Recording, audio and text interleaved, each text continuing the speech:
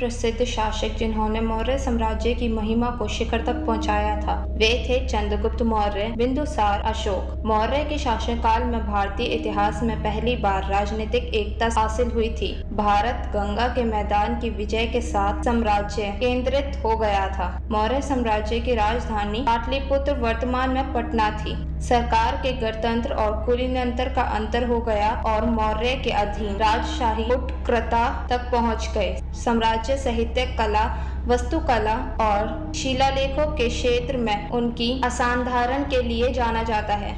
अशोक चिन्ह के शेर जो भारत का राष्ट्रीय प्रतीक है इसी युग में संबंधित है। मौर्य साम्राज्य 108 BCE तक समाप्त हो गया था और मौर्य राजवंश का अंतिम शासक बृहदत्त था।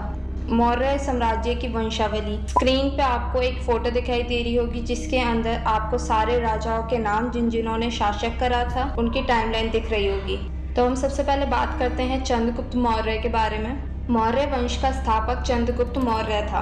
ब्रह्मवादी परंपराओं के अनुसार उनका जन्म नंद दरबार में एक शूद्र महिला से हुआ था, लेकिन बौद्ध परंपरा के अनुसार गोरखपुर क्षेत्र में मौर्य नाम का एक क्षत्रिय वंश में उनका जन्म हुआ था। उन्होंने चाणक्य की मदद से नंद वंश के अंतिम शासक धनानंद को उखाड़ फेंका और खुद को साम्राज्य के रूप में ताज पहनाया। चंद्रगुप्त मौर्य ने 500 हथियारों के बदले अफगानिस्तान, बलूचिस्तान और सिंधु के पश्चिम के क्षेत्र को सेल्यूक से मुक्त कराया। उन्होंने मौर्य साम्राज्य की तरह एक विशाल क्षेत्र लाया जिनमें भारतीय उपमहाद्वीप के उत्तर और पश्चिम भाग के साथ साथ बिहार, उड़ीसा और बंगाल शामिल थे। केरल, तमिलनाडु और उत्तर पूर्व के कुछ हिस्से ही ऐसे थे जो मौर्य शासक के अधीन नहीं थे। चंद्रगुप्त मौर्य एक निरंकुश शासक था जिसने सारी शक्तियां अपने हाथ में रख ली थी। उसके प्रशासन की सबसे बड़ी विशेषता विशाल सेना का रखरखाव था। सोमन लेखन चंद्रगुप्त के पास 6 लाख सेनानी, 30,000 घुड़सवार और 900 हाथी थे। बिंदुसार। चंद्रगुप्त मौर्य का उत्तराधिकारी उसका पुत्र बिंदुसार हुआ। यूनानियों ने उन्हें एलिट्रोचेटस नाम से पुकारा जिसका अर्थ शत्रुओं का वध करने वाला था। बिंदुसार ने मौर्य साम्राज्य का विस्तार दक्षिण तक किया। उसके द्वारा 16 राज्य को साम्राज्य के अधीन लाया गया जिससे भारतीय प्रायद्वीप पर विजय प्राप्त हुई। दक्षिण राज्य के अलावा एकमात्र राज्य जो बिंदुसार के नियंत्रण में नहीं था वह था कलिंग। उसका शासक यूनानी के साथ निरंतर संबंधों के लिए महत्वपूर्ण था। कौटिल्य अपने कार्यकाल के दौरान प्रधानमंत्री के रूप में बने रहे। अशोक। मौर्य साम्राज्य का सबसे महान शासक अशोक बिंदुसार का पुत्र और वह अपने पिता के बाद सिंहासन पर बैठा। वह पहला शासक था जिसने अपने शिलालेखों के माध्यम से लोगों तक संदेश पहुंचाया। उसके सिंहासन पर बैठने के बाद कलिंग युद्ध ही एकमात्र युद्ध था जो उन्होंने लड़ा था। जैसे ही वह कलिंग युद्ध के नरसंहार से प्रभावित हुए उन्होंने युद्ध से विजय और धम्म द्वारा विजय का विचार छोड़ दिया। इसके साथ उन्हें युद्ध छोड़ने वाले पहले सम्राट के रूप में जाना जाता था। अशोक बौद्ध धर्म में परिवर्तित हो गया था। तीसरी बौद्ध परिषद उनके द्वारा आयोजित की गई थी और उन्होंने दक्षिण भारत, श्रीलंका और कई अन्य देशों में भी मिशनरियों को भेजा था। प्राचीन भारत के महान शासक अशोक थे जो अपने मिशनरियों के लिए जाने जाते थे। उन्होंने एक धर्म, एक भाषा और एक लिपि द्वारा मौर्य साम्राज्य में एकीकरण लाया। उनकी धम्म की नीति एक व्यापार अवधारणा थी जिसमें जीवन के तरीके, आचार सहित और सिद्धांतों के सेट शामिल थे जिन्हें लोगों को अपने दैनिक जीवन में अपनाना चाहिए। अशोक के शिलालेख बड़े पैमाने पर जानने के लिए अशोक की घोषणाएं थीं जो धम्म के प्रचार के लिए उसके प्रयास को दर्शाती थीं।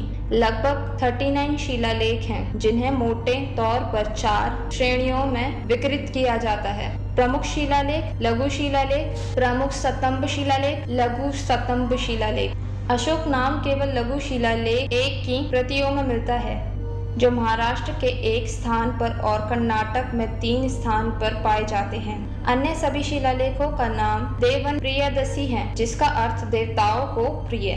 उसके शिलालेख अफगानिस्तान, पाकिस्तान, नेपाल और भारत में पाए गए। उन्हें ज्यादातर प्राचीन राजमार्गों पर रखा गया था। भारतीय उपमहाद्वीप में पाए गए शिलालेख ज्यादातर प्राकृति में ब्राह्मी लिपि का उपयोग करते हुए लिखे गए थे, जबकि उत्तर पश्चिम भाग में आरंभी भाषा और कोशणी लिपि का उपयोग किया गया था। मौर्य साम्राज्य के साहित्य स्रोत अर्थशास्त्र कौटिल्य द्वारा संस्कृत में लिखा गया था। कौटिल्य चंद्रगुप्त मौर्य के समकालीन थे। अर्थशास्त्र राज्य के प्रशासन के लिए अवयव, संपूर्ण कानून और नौकरशाही ढांचे से संबंधित हैं।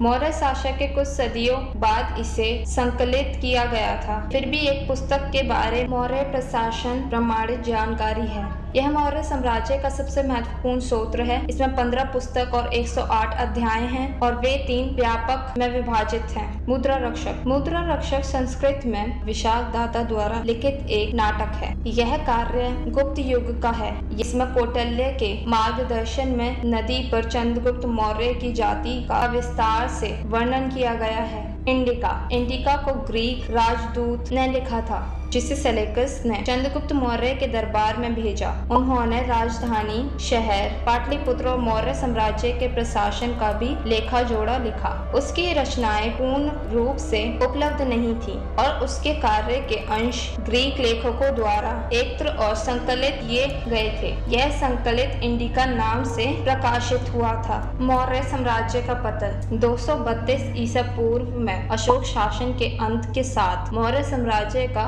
विघटन शुरू हो गया था। कई कारकों के कारण विशाल साम्राज्य का पतन और अंत हुआ। मौर्य साम्राज्य के पतन कारण पर विद्वानों द्वारा व्यापक रूप से बहस की जाती है। ब्रह्मवादी प्रतिक्रिया। अशोक ने धार्मिक सहिष्णुता की नीति अपनाई थी। वह जानवरों और पक्षियों की हत्या के खिलाफ थे और महिलाओं द्वारा किए जाने वाले अधिविश्वासों और अनुष्ठानों को भी प्रतिबंध करते थे। अशोक के इस बलिदान विरोधी रवैये ने ब्रह्मवादी समाज को नुकसान पहुंचाया, जो कुर्बानी के नाम पर दी जाने वाली पेशकशों पर गुजरा करते थे। इन्फाइनेंशियल क्राइसिस। मौर्य साम्राज्य प्राचीन काल में सबसे बड़ी सेना और अधिकारियों की सबसे बड़ी रेजिमेंट को बनाए रखने के लिए जाना जाता था। इसमें सेना और नौकरशाहों को भुगतान पर भारी व्यय हुआ, जिसके परिणाम स्वरूप आर्थिक बाधाएं उत्पन्न हुई। अशोक ने शाही खजाने से बौद्ध भिक्षुओं को भारी अनुदान दिया, जो जल्द ही खाली हो गया। बाद ही अवधि में चर्चा को पूरा करने के लिए सोने की बनी छवियों को पिघलाया गया।